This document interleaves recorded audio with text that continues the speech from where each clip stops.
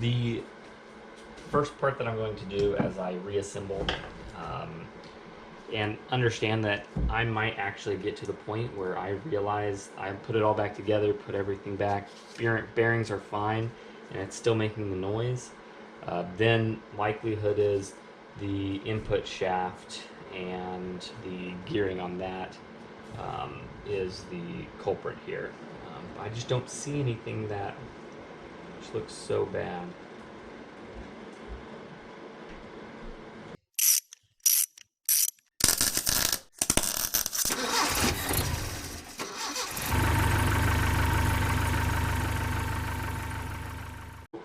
As I reassemble the parts, I'm being careful not to move this tray too much. I'm going to clean it out with like a razor blade, sort of get all the remaining old pieces off, and then spray it down with some cleaner before I go ahead and reseat in the new main bearing carrier bearing. So we'll put that in. That'll be the first bearing I put back in.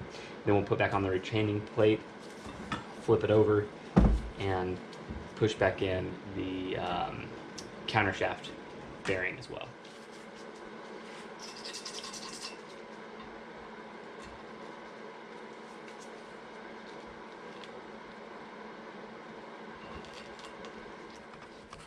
I don't know whether I did that or whether that dig mark was already there whenever I got this transmission, but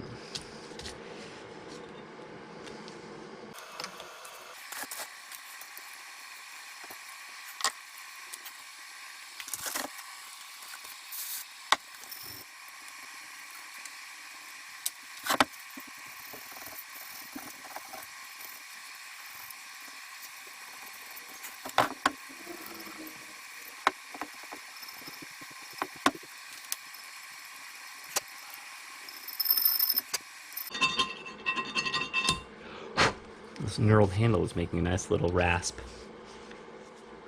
Now I gotta be careful as I flip this over.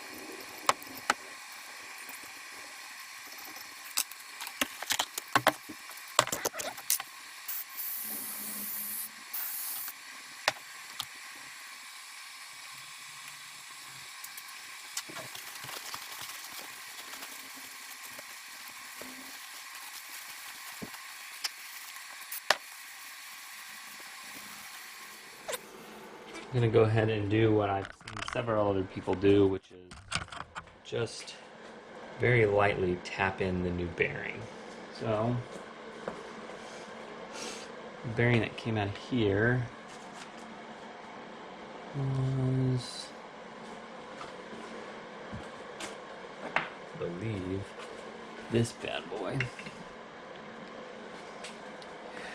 You can see is a 6306N. Alright, hopefully up there you can see a little better for the stuff I'm about to do. The previous person who rebuilt this transmission used a 6306N as the center bearing. What I've got here is a 6306, excuse me. The difference is there's no centerpiece or center ridge here, which I would assume would go against an oil seal. if you were installing it on a different portion of the car. So we'll go ahead and install this. Let's do this out like so. This is a very light fitting bearing, so I'm not going to press it in. I am going to clean off this hammer.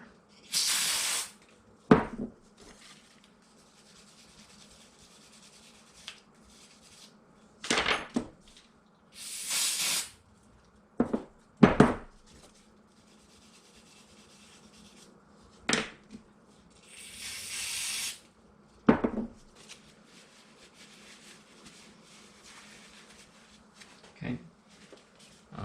Just go around, tap.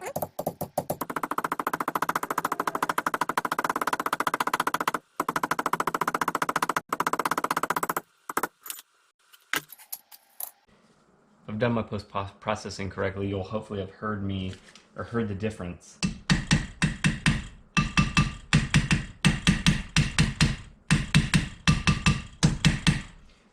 As the new bearing is put into place.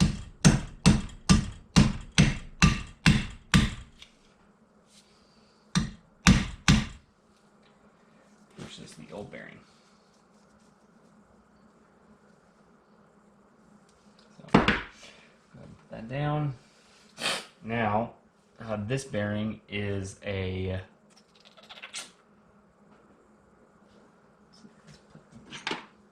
see, it's flush here, but there's actually a ridge here, and we'll need to clean this up.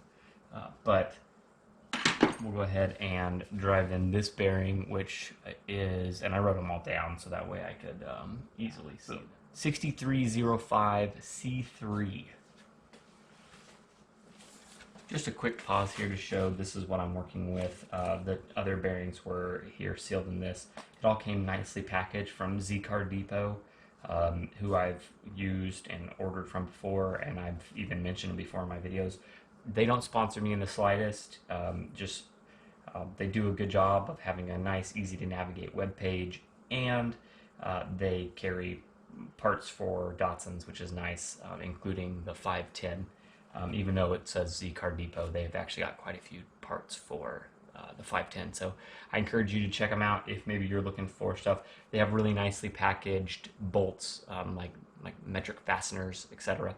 So definitely check them out. Again, somewhat of a commercial for them, though they don't sponsor me. All right, looking at the 6305 here, same thing as last time. Open it up. This one does have a seal here. So I couldn't see anything on the 6305N C3, whether it should go like this or whether it should go like this. But to me, the flat end here should go against the plate that it'll be mounting to. So I'm going to place it upward like this. The manual says you can press this in, but again, just super light taps.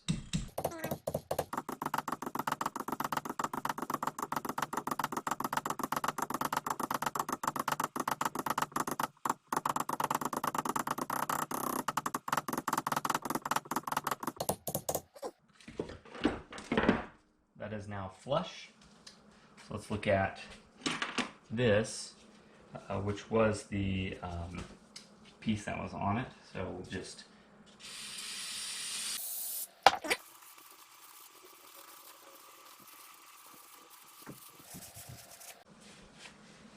it's nice and clean. And you'll see what'll happen is this piece will go like so, and then it will actually lock this piece as well as that shaft into place. So we'll need to give ourselves space here to slide that shaft into place. Shaft will go here. And here is the reverse idler shaft. we'll go ahead and clean this up.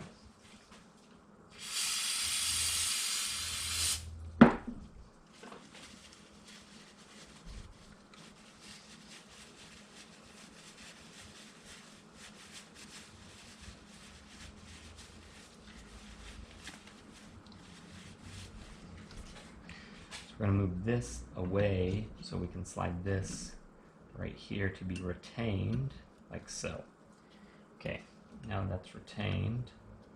We've got it at that orientation. We'll go ahead and clean all of these as well.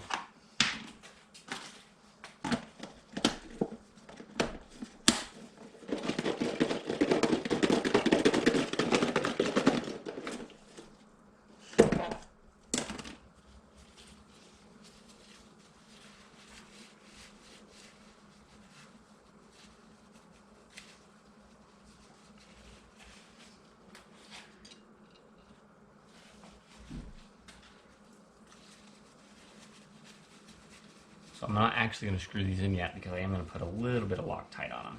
So go ahead and wait for a minute before we do all that.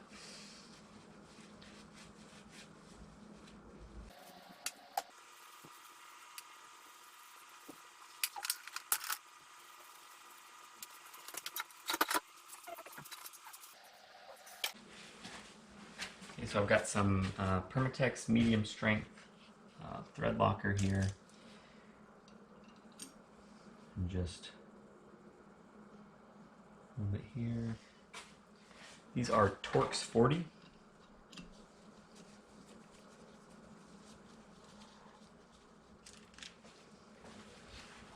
So my goal here, right, is to keep everything as clean as I can. But I'm also not thinking, or I don't think that one small piece of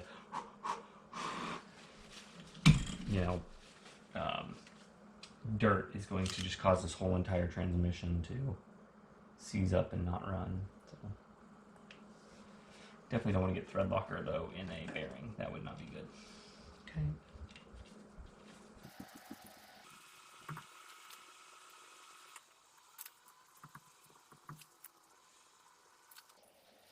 It's so quiet. It's nice.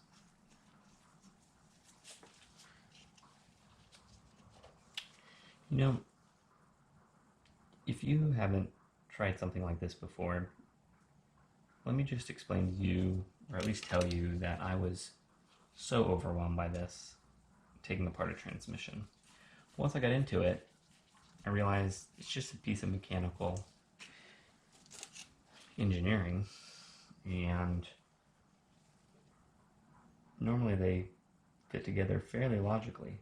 So take your time, take lots of pictures, and I didn't take enough pictures because I don't remember which way those bearings were placed in there, so even I still didn't do enough.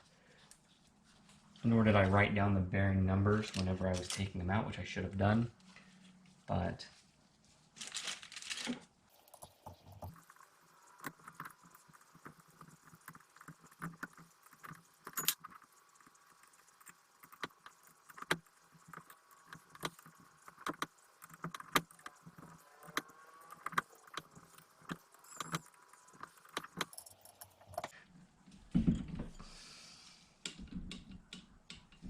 okay.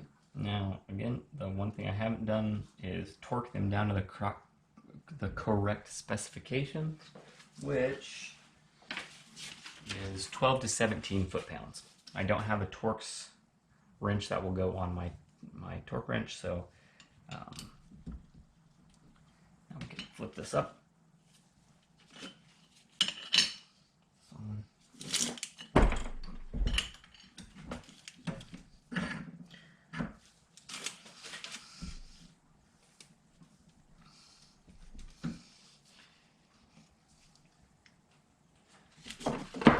Least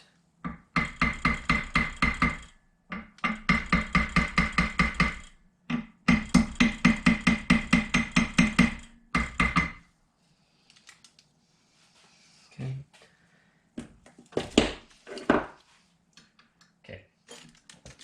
go ahead and gather up the old bearings here.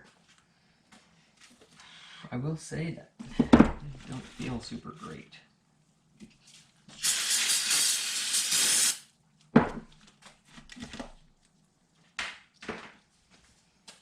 Show staking in at 2 points. Take some old stake marks and see what I can do here.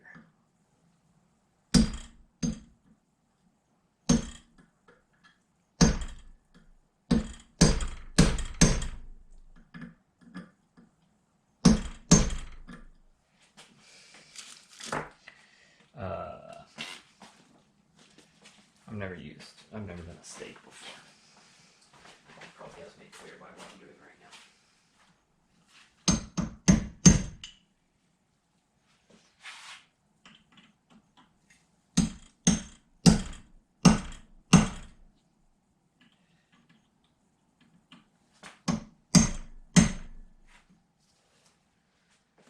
So I'm using a 1/32 sort of punch to do a little bit of a stake. I'm not doing much. I'm using the old stakes to go over. So just a little bit of a insurance policy here, right? To keep these bad boys in place. This one actually, that's super great.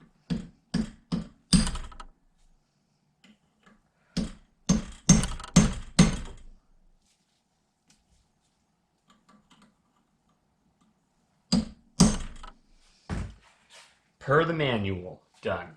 Okay, now we're likely going to go ahead and get some of this stuff sort of cleaned up, straightened up, and we'll move on to the next parts.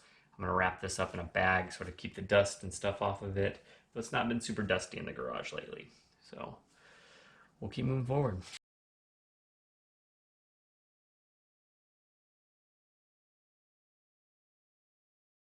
So you saw me lay everything out. This is second gear. This is the needle bearing that goes on second gear. Second gear rides right here on this shaft. Let's move the countershaft out of the way here. Second gear rides here on this shaft. Notice that the sleeve is already there, not removed. So we will go ahead and install this needle bearing as well as the second gear. We're actually going to go ahead and get all of these cleaned up, and then we're going to install them.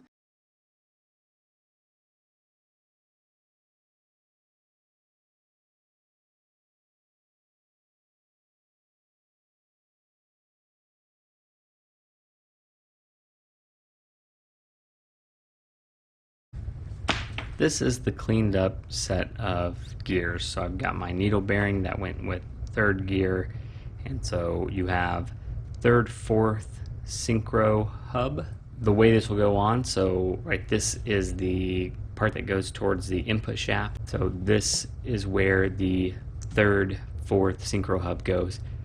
Right here is third gear with its needle bearing that will go here. And then we go move back to second gear here, the needle bearing. You'll then have the synchro mesh hub here for first and second gear, which you're supposed to pay attention to the orientation, which I did not, so I'll have to try to figure out and go back and watch videos and see if I can figure it out. And then you have first gear with this 2 indent where we'll have to grease and put balls in there, shaft collar, and then the roller bearing here that will go right here on the main shaft. So that goes all the way back out to the tail piece. You see the old synchros over here. They actually look perfectly fine, but I've already got new ones, so I'll push those off to the side and I'll use new synchros throughout. Countershaft and a couple of pieces that went along with some of the stuff. So now that that's laid out, we'll go ahead and start putting it back together. I'm going to start here with second gear, get second gear, first gear on, then I'll flip it over and put third gear on there, third gear synchro hub, and then we'll keep pushing forward. It appears that fifth gear is the one where you need to worry about which way the synchronizer hub is facing. So we will worry about that when we get back to 5th gear, though I think I'll probably be able to figure it out. Because one side doesn't have a synchronizer, and the other side does, because reverse doesn't have the synchronization gear. So I'm sure I'll be able to figure that out. We have some gear oil here, some 80, 85, 90, and we will go ahead and start placing these things back on. So first of all is 2nd gear here. So I will take this shaft, bring it over here. I don't have a good tiny gear oil squirter. We'll go ahead and get a little bit of gear oil here.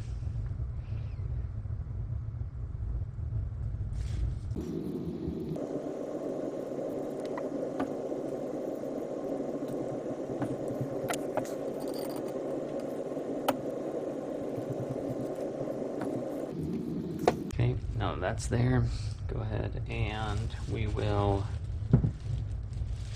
put on 2nd gear, but again I'm going to grease the inside of this, or put some gear oil on the inside of this. Because the synchronizer hub is going towards the back of the car, this will be the way that we place this piece on. So lots of gear oil. I'd rather clean it up later.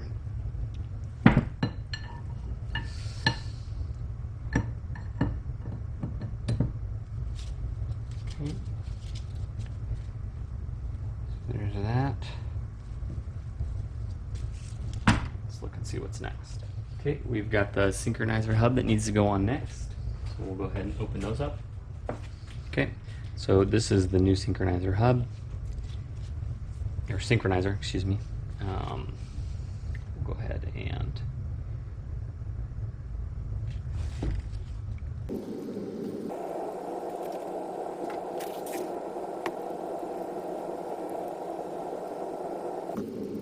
so the collar on the synchronizer hub goes towards the actual synchronizer hub. So we'll go ahead and look at this one. First things first, let's go ahead and take a look at the springs, make for sure they're all the same. Okay, so I'm going to dab a little bit of oil in there just to give it a little bit of tension. So hopefully it doesn't fall out.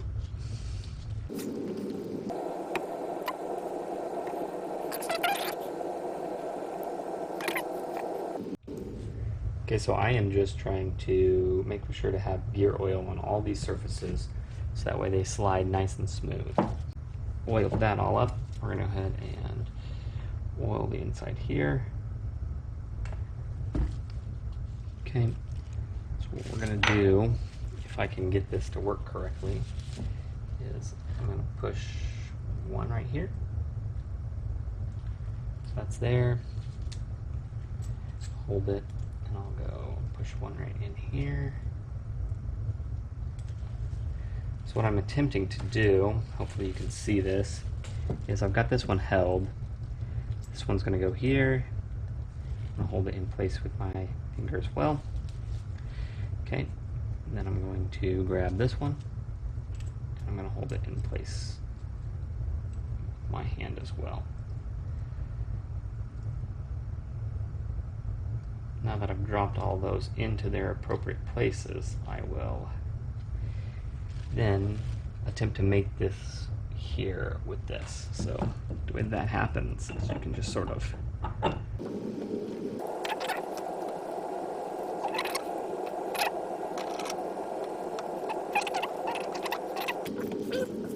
push that one too far, slide that there. So now this one is, there we go. Now you can see slides in and out like so. Oh, and then right out. If you're being an idiot like I just was. So, line it all back up, do it again. Okay, now we're going to go ahead and fill these spaces with gear oil. just to try, again, I'm trying to make for sure everything is as lubed up as possible. Okay, now that that's placed the right way, go ahead and we will drop this on. Once we get down to the shaft, we will not be pushing on the outside, otherwise we will lose.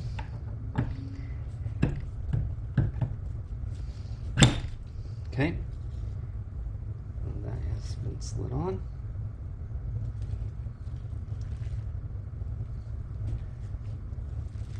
Okay, take a look back at the blow-up picture here again real quick. Okay, so I did some more looking just to make sure that I wasn't going crazy. I'm not. So, here's what I got. We need to get the first gear and just beat it to heck, dropping it on the ground. That's what we want. Try that again. Okay, so and there, put that there.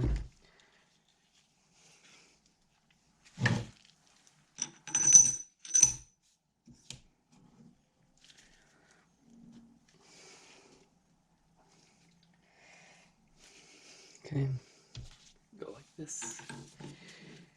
Go. There we go. Okay, that's done.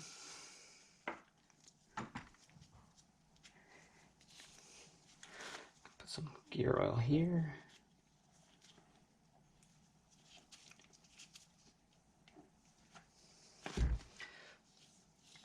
So I ended up scrubbing these with the needle bearings with a like a nylon or like an actual, like, not like a hard bristle brush, just to get some of the sort of crap that was on them off. Once I did that, I cleaned up and looked pretty nice. So slippery. Okay, now one of the mistakes that I probably would have made if I hadn't watched some videos, and that is forgetting to put the synchro on first gear before I put it on, because right, it's facing in versus facing the other way. So I would have got it on and like, dang it. So but since I watched that video first, I was like, oh yeah, that makes sense, I should probably do that. So okay, that's all done. Go here. Oh, thank you. And try to remember to keep the pieces together like this.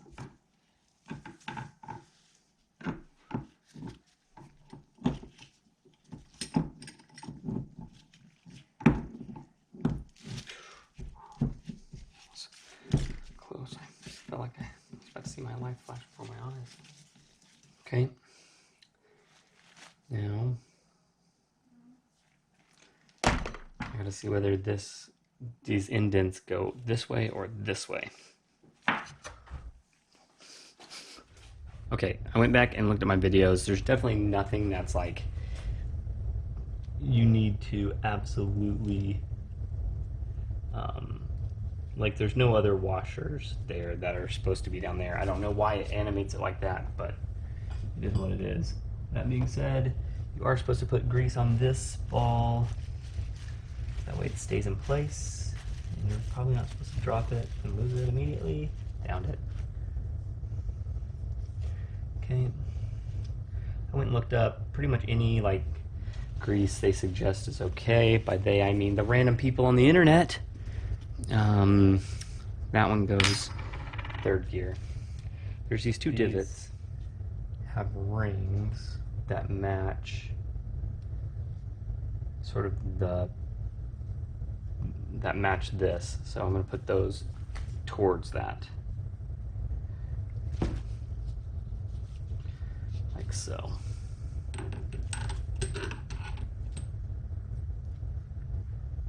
Okay. And since I'm not immediately going to be placing this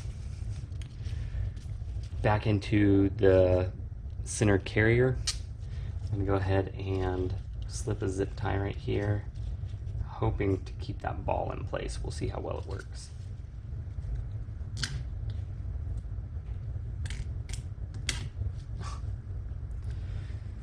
What happens whenever your zip ties are all super old? You grab some nicer ones. I can remember where I put them.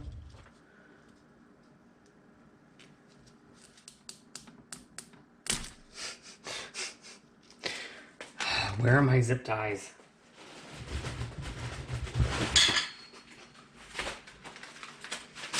They were where I thought they were. They just...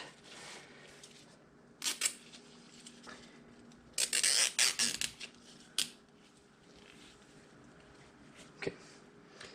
Now, go ahead and work on third gear.